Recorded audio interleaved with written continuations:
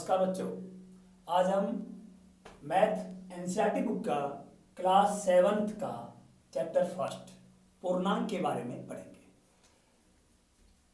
Class 7 से पहले हम क्लास 6 में प्राकृत संख्याएं और पूर्ण संख्याओं के बारे में पढ़ चुके हैं।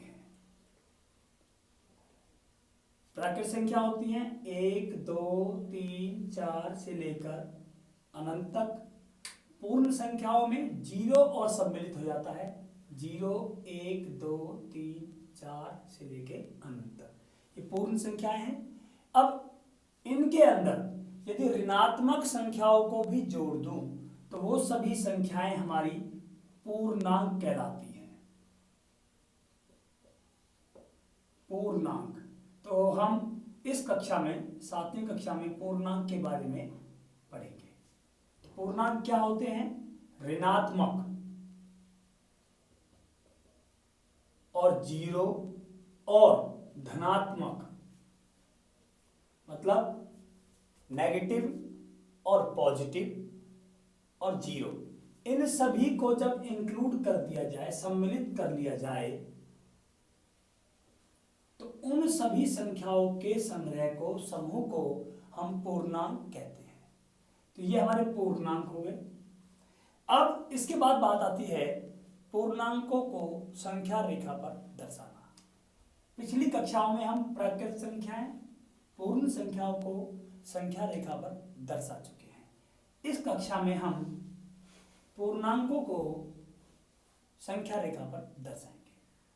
ये संख्या रेखा है और ये हमारा 0 है। 0 के दाईं तरफ पॉजिटिव इंटीजर्स होते हैं, मतलब धनात्मक संख्याएं होती हैं। प्लस का 1, +2, +3, +4, +5, इस तरह हम बढ़ते चले जाते हैं। और 0 के बाईं तरफ ऋणात्मक संख्याएं होती है, -1, -2, -3, -4, -5 से बढ़ते हुए अनंत तक। अब संख्या रेखा पर देखने वाली बात क्या है कि जितना हम 0 के दाईं तरफ बढ़ते चले जाएंगे तो संख्याएं बड़ी होती चली जाएंगी, और जितना हम इस तरफ आएंगे, बाईं तरफ आएंगे, तो संख्याएं छोटी होती चली जाती है। ये संख्या इन सभी संख्याओं से छोटी है। ये वाली संख्या अपनी दाईं तरफ से जितनी भी संख्याएं हैं उन सबसे छोटी है। तो इस तरफ बढ़ने पर बड़ी संख्या प्राप्त होती है और इस तरफ बढ़ने पर छोटी संख्या प्राप्त होती है। मान लो हम यहां पर है -3 पर, इस स्थान पर है, हमें +2 मतलब कि धनात्मक 2 इसमें जोड़ना है, +2 इसके अंदर जोड़ना है।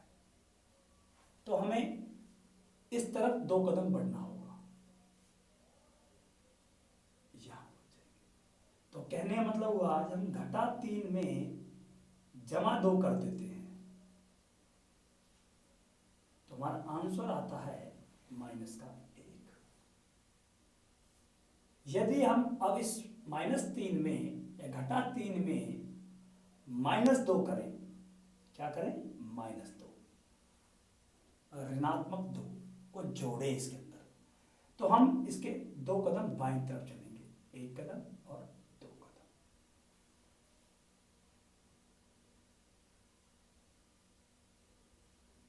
तो आंसर आ जाएगा -5। तो ये हमारे पूर्णांकों को संख्या रेखा पर हम दर्शाना और उनका किस तरह बाईं तरफ बढ़ जाता है और किस तरह दाईं तरफ बढ़ते हैं। तो हम चलते हैं एक्सरसाइज 1.1 पर, 1.1, जिसमें पूर्णांकों से संबंधित कुछ क्वेश्चंस हैं। पहला क्वेश्चन है, आपको संख्या रेखा दी गई है और उस संख्या रेखा पर कुछ स्थान अंकित किए गए हैं।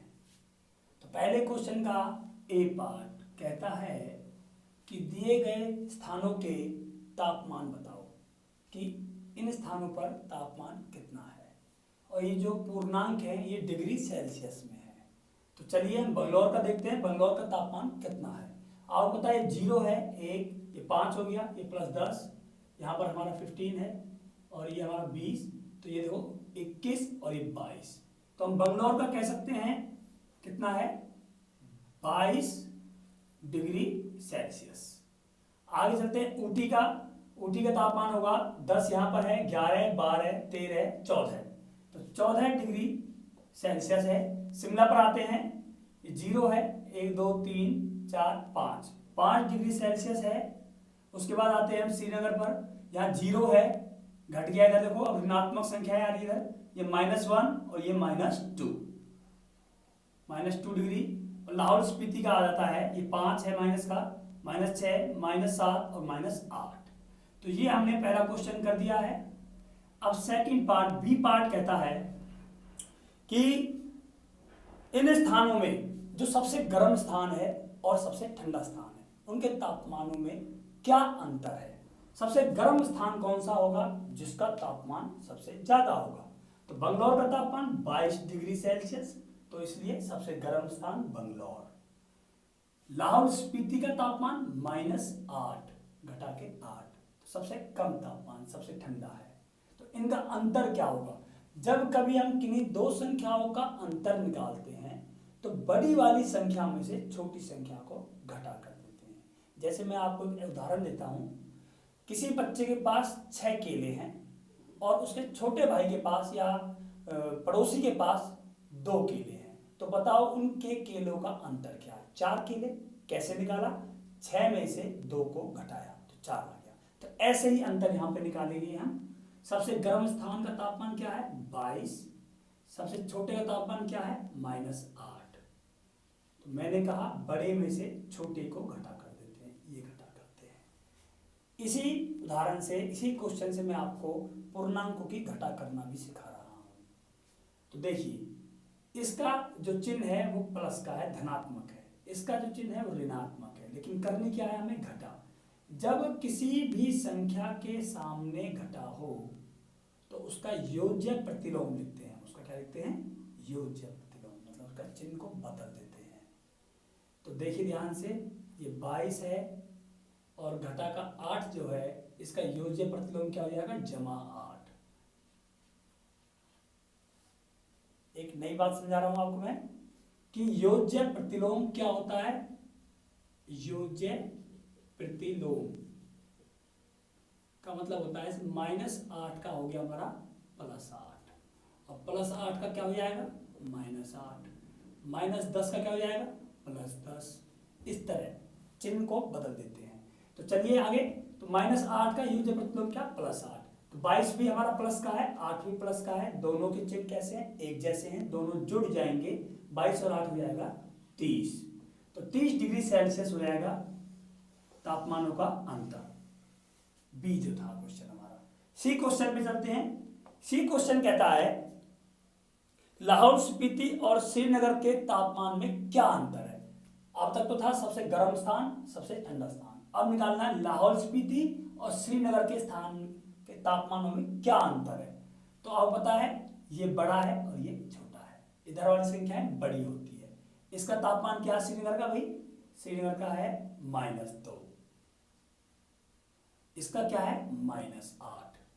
तो मैंने अभी आपको बताया कि बड़े में से छोटे को घटा करते हैं, तो घटा करेंगे, -2 रहेगा। -8 का योज्य प्रतिलोम क्या होता है, +8। अब देखो, देखिए यहां से, ये 8 प्लस का है और 2 माइनस का है। जब दोनों के चिन्ह अलग अलग होते हैं, डिफरेंट होते हैं, दोनों की लड़ाई होती है, मतलब कि घटा होती है, तो 8 में से 2 जाएगा तो आंसर आएगा 6 और साइन आ जाएगा बड़े वाले का। बड़े वाला साइन क्या है, प्लस, तो एक तरह से +6 आ गया। तो लाहौल स्पीति और श्रीनगर के तापमानों का अंतर क्या आ गया, +6।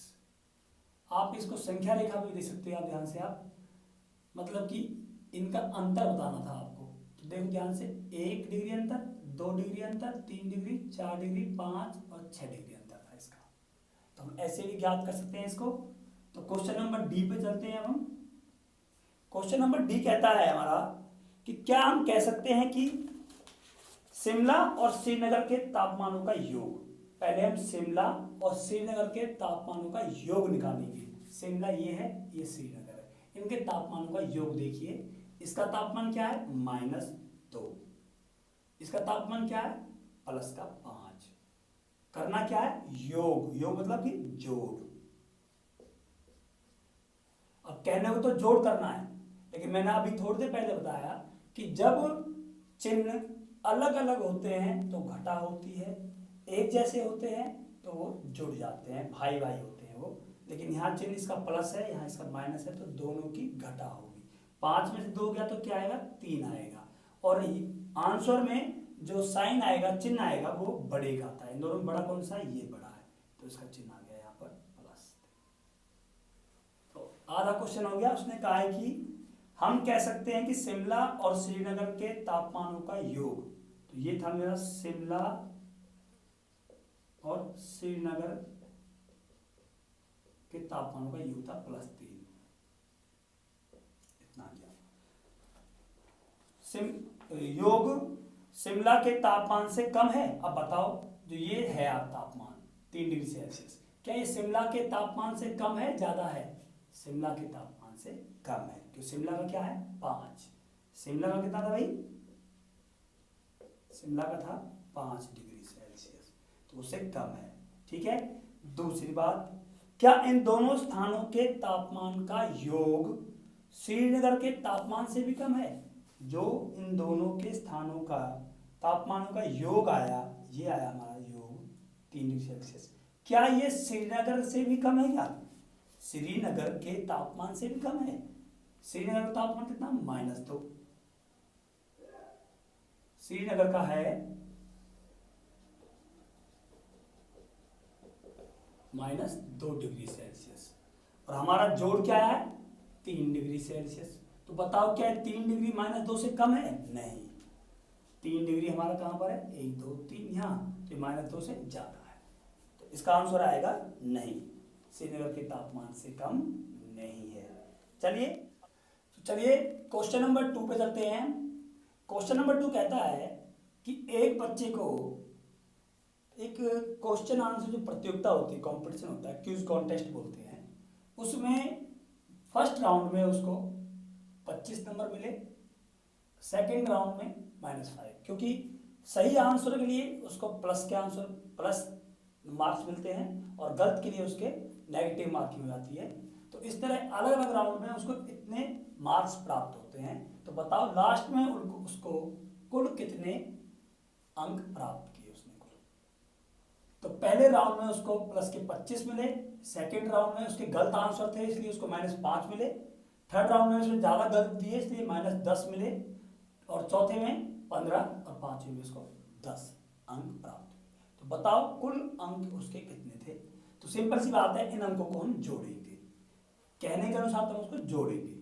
किस तरह, 25 प्लस -5 प्लस -10 प्लस 15 प्लस 10, इस तरह हम लिख सकते हैं इनको। मैंने आपको बताया था कि जब हम जमा घटा करते हैं पूर्णांकों की, तो हमें इनके केवल साइन देखने पड़ते हैं, इनके चिन्ह जो होते हैं। इसका चिन्ह है माइनस, इसका चिन्ह क्या है प्लस, इसका चिन्ह क्या है प्लस, इसका चिन्ह माइनस।